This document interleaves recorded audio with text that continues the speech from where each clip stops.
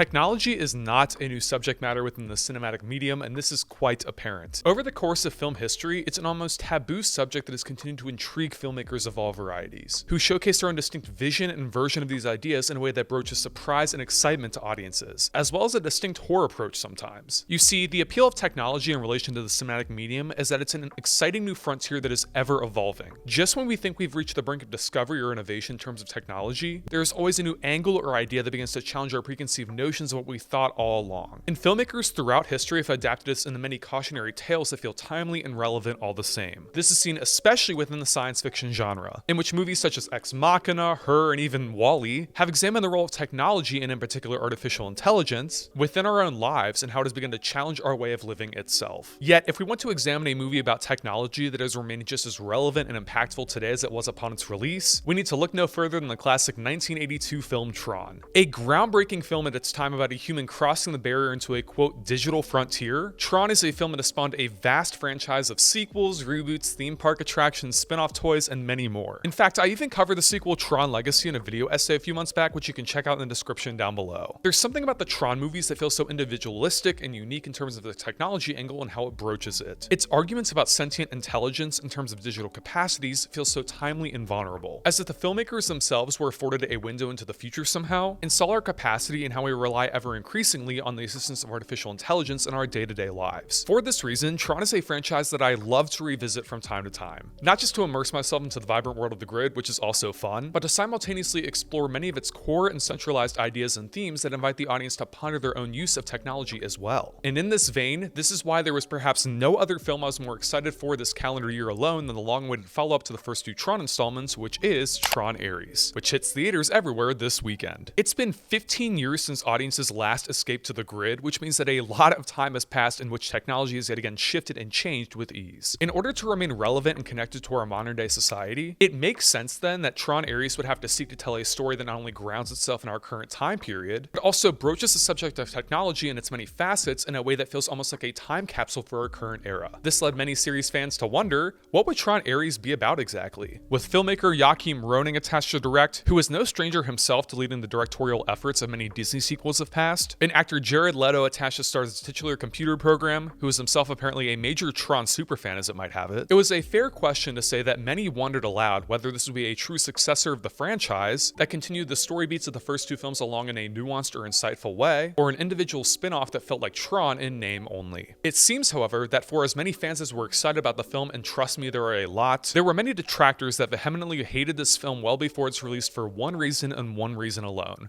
Jared Leto. Now look, my goal on my channel is to analyze art, and I'm not in the business of really getting into drama with actors or filmmakers, as I believe you can kind of search it up on Google on your own and make your own decisions about that. With this said, however, I find it necessary to make the point that I dislike Jared Leto as much as the next guy. To say that Leto has had his fair share of issues is an understatement almost, and it almost seems unbelievable that he continues to get cast in the Hollywood system over and over again. However, although I didn't agree with Leto and his casting in general, there was one aspect of his involvement here in this film that intrigued me to be sure, which is that, as mentioned before, he is a massive fan of TRON, perhaps in fact more than anyone else out there. Leto is the main figure behind this film and is a massive reason that it ever made it off the ground in the first place. With the leading role locked down and a producing credit to boot as well, part of me wondered in the months leading up to this film's release whether the sequel/reboot would be different from other releases of this caliber because there was a fan of the franchise spearheading many of the creative decisions here. I wasn't as enamored with Leto's casting or overt appearance within the film here from a conceptual standpoint, but I hoped that with this creative guidance behind the camera, at least this blockbuster would feel like a labor of love for fans instead of mindless and soulless drivel like many sequels and reboots of late. In the days leading up to this film's release, there has been an outpouring of negative attention centered around this film, with many social media reactions hailing the film as quote terrible, with very little in the way of redeeming qualities whatsoever. However, it did feel to me that many of these overt negative reactions were out of a personal vendetta or hatred for Leto's involvement over anything else, which is why I wanted to approach this movie with an open mind, casting aside my dislike for Leto and instead analyzing this piece of filmmaking like I do all the movies I review, looking at it from a craft, thematic, and artistic standpoint alone. And now, having seen TRON ARES in its entirety this evening, I'm sure there are many franchise and series fans watching this video wondering if the film is truly as bad as social media has said thus far, or if it actually showcases promise for this franchise going forward. And I am pleased to report that TRON ARES mostly worked for me, although there were a few slight bumps along the road that have to be mentioned. To say that this film is not one of the most visually creative and artistic blockbusters out there currently is an outright falsehood, and that much is is obviously apparent. For lack of a better term, and excuse my language here, Joachim Roning directs the absolute shit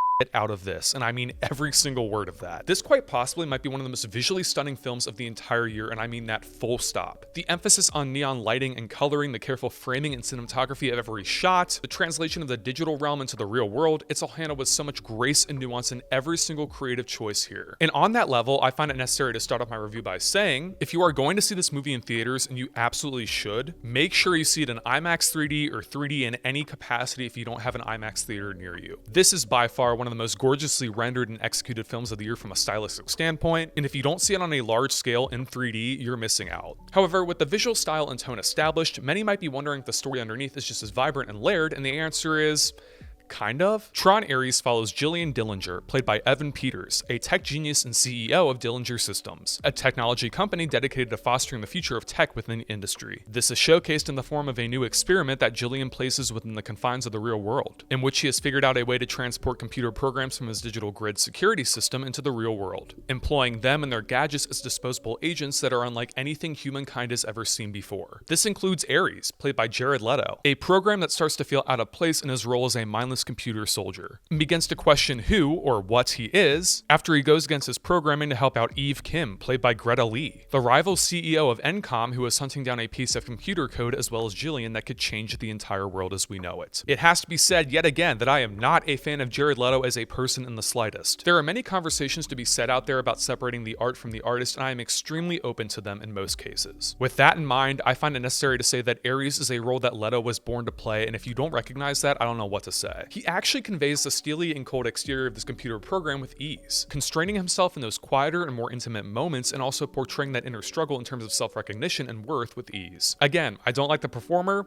I like the performance. Alongside him, Greta Lee also does great work as Eve Kim, a character who is dedicated to fostering technology as a tool and aid to help humanity against other interested parties who seek such tools for their own selfish gain. Evan Peters also steals the show as Jillian Dillinger, an antagonist who feels simultaneously motivated yet immature, unable to see the varied impact of his actions out of the excitement he feels at this new frontier, which is portrayed quite well opposite Gillian Anderson's performance as Elizabeth Dillinger, Jillian's mother who begins to wonder how far her son will go for success. And Jodie Turner-Smith is also impeccable as Athena, a rival program of ARES that starts to follow her programming at any cost necessary, even if it flies in the face of reason and ethics in such a thought-provoking show. Of course, when talking about a TRON movie, we have to mention the music score here, which has been composed here by the songwriting duo of 9 Inch Nails, who continue to bring that signature electro flair we know and love from the franchise, but with a definite twist here. Don't worry, the bombastic and booming club remixes and techno beats are still prevalent here in many scenes throughout the runtime with equal and devastating impact. And on that level, there are some incredible musical moments here to be sure. Yet 9 Inch Nails also brings a quieter side to the soundtrack that feels almost akin to John Carpenter at moments, which fits alongside the tone and atmosphere of the film perfectly and works so well. Yet at the same time, I do have to mention that no matter how good 9 Inch Nails' score is here ultimately, it cannot hold a candle to what Daft Punk achieved within 2010's Tron Legacy, and expectations should be tempered down due to how different it is. Yet what is not different here is the visual effects style, which continues to astound with ease all these years later. As the action flips between the tech-infused world of the grid and our own with equal measure within the film and its runtime, so too does the style of the visual composition change as well, with a seamless blend of practical action and CGI imagery that simulates the shift from the real world to the digital world with ease. I suspect that this film will continue to hold up from a visual standpoint many years from now, and for good reason. Another element to TRON ARES that will surely be looked back on years from now due to its impact is in the commentary and main thematic idea of the film itself, which is a timely and impactful discussion and exploration into the role of artificial intelligence and the ethics that surround it. Now, artificial intelligence is not a new idea within the cinematic medium, and many other films have covered this ground with ease in the past to be sure. Yet within TRON ARES in particular, this theme fits right in line with the recurring motif of staying ahead of the tech curve within this franchise, delivering a definitive conversation that feels impactful, vulnerable, and most importantly, thought-provoking within our tech-addicted society today. To say that artificial intelligence is not exactly used for moral things more often than not is an understatement. It's been a widely publicized point of conversation that kids use it to cheat on homework by asking the AI to solve simple problems for them. People often create digital art and then sell it for profit by plagiarism, run copyrighted works through the program and ask the AI to shift or change slight details so they can call it their own, and even create and generate videos of people they know saying or doing something they never did before. Many, if not all of these ideas and prompts fly directly in the face of our own morals and ethics. And we know it's wrong. Yet the problem with artificial intelligence is how it is not capable of knowing this. AI does not have feelings or emotions, and is unable to discern right from wrong more often than not, blindly helping users out with their requests not out of a necessity or knowledge of it being right or wrong, but rather because the user has programmed the AI to do this act for them. In this way, one of the major thought-provoking questions that TRON ARES raises throughout its runtime is,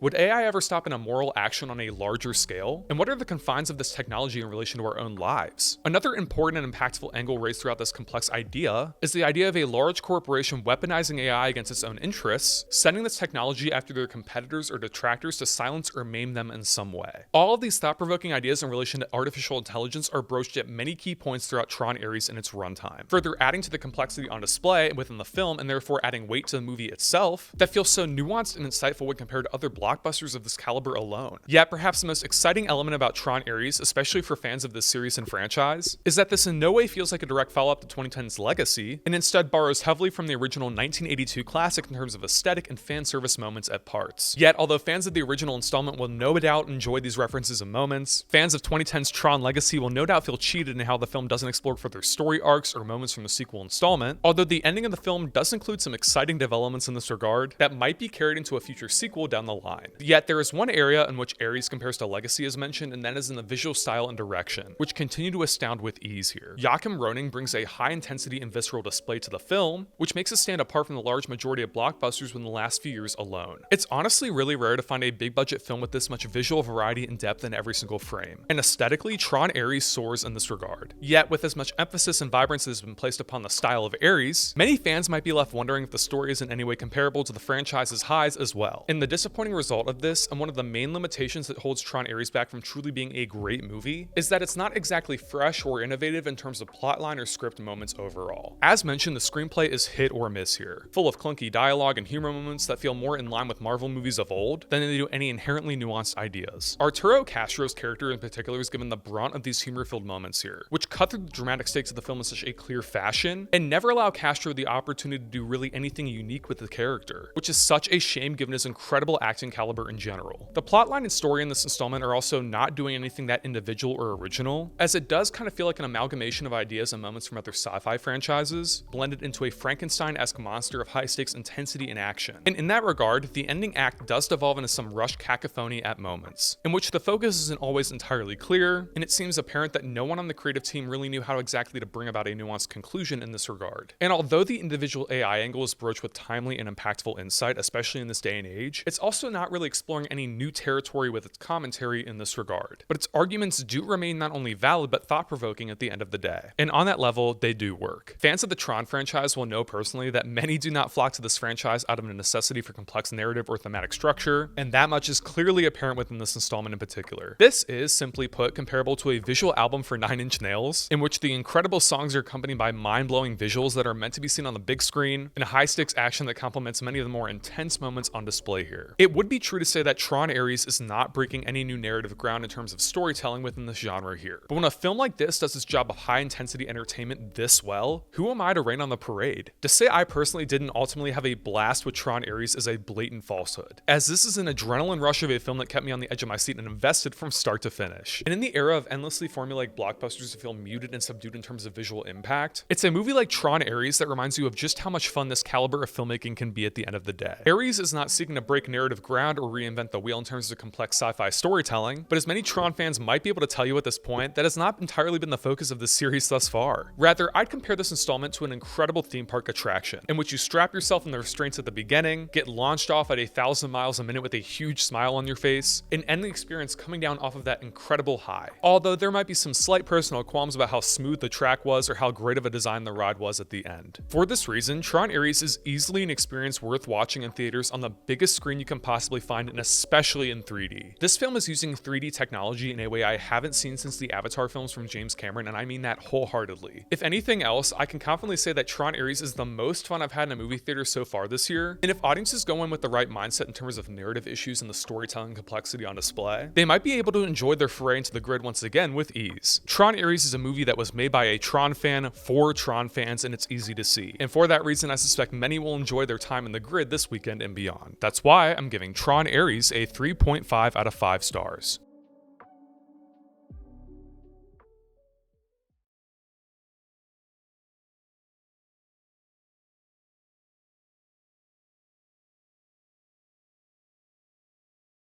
Hey guys, thanks so much for watching this review on my channel. If you're new around here and you like the content you see, don't forget to click that subscribe button down below, like the video, and turn on push notifications. Also, leave comment suggestions down below for future video, essay, and review topics. With that being said, until next time, this is Mitchell signing off. Peace out.